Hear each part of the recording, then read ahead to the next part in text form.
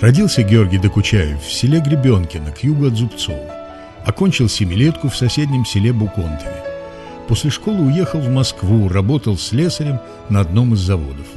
Весной 1941 года его призвали в армию, а через несколько месяцев началась Великая Отечественная война.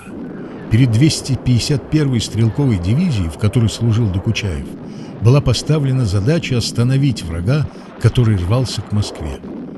Боевое крещение ее бойцы приняли 24 июля на Смоленщине. Не имея опыта боевых действий, без поддержки артиллерии, наши бойцы сумели повернуть вспять немецкие танки. Когда в конце сентября противник начал наступление на московском направлении, 251-я дивизия приняла на себя главный удар. С тяжелыми боями она отошла южнее города Калинина и закрепилась около канала Москва-Волга. Когда наши части перешли в наступление, эта дивизия освобождала западную часть Подмосковья.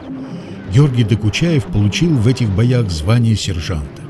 В скором времени ему пришлось освобождать от врага и свою родину. Враг засел в школе, где когда-то он учился.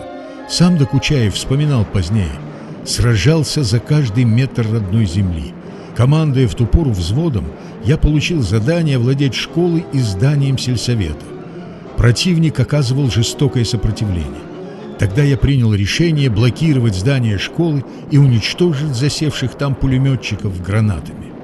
Во время этого боя Докучаев был ранен. Вернувшись в строй, он участвовал в жестоких боях на Курской дуге, затем форсировал Днепр. Яркий подвиг Георгий Докучаев совершил на берегах Южного Буга. 11 марта 1944 года командование приказало Докучаеву переправиться с группой бойцов на западный берег реки и взять Языка. Задание удалось выполнить, однако уйти незамеченными не получилось. Завязался бой. Докучаев четко организовал оборону. Он превратил ту часть берега, где была его группа, в плацдарм на вражеском берегу. В дальнейшем именно с него началось форсирование Буга.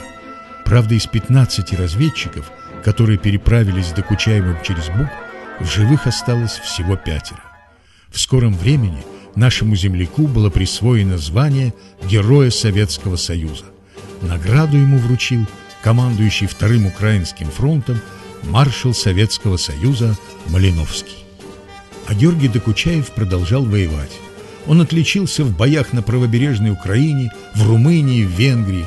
После войны остался служить в армии. Ушел в отставку только в 1964 году.